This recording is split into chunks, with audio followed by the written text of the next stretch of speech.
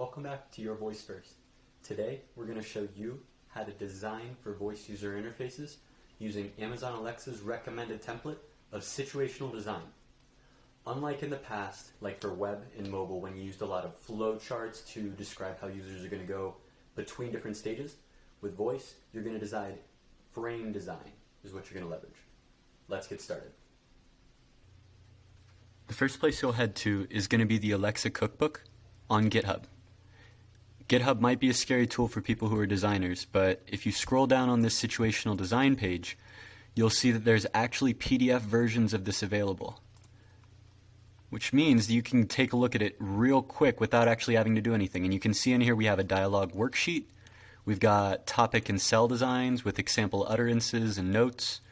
And throughout, they have a lot of notes to help you design using these templates, including a place for you to put screen design and a spot for your Echo spot.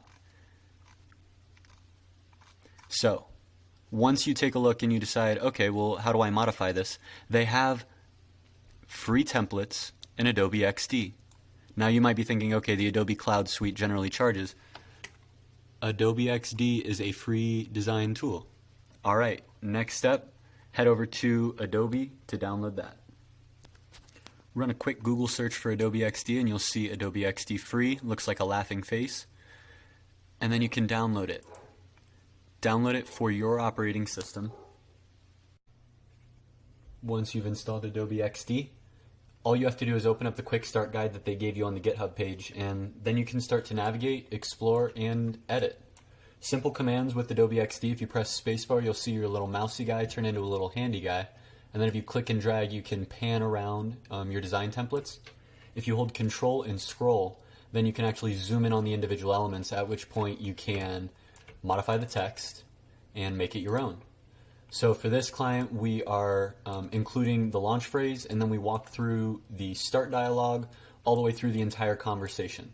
Now this is just a rough draft, but what this allowed us to do is to quickly share feedback with our client, and then we could make pivots. So if you're the client watching this, you'll see that we have actually updated the text in here, and it's going to get updated again to actually reflect the true invocation of the app, as well as the questions that are going to be coming out.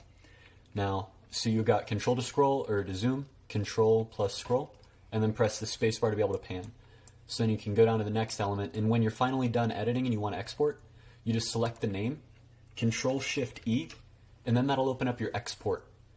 This is where you can actually export this to your downloads folder and then share with your team to be able to keep the knowledge flow, get the feedback loop quick, and keep your design going.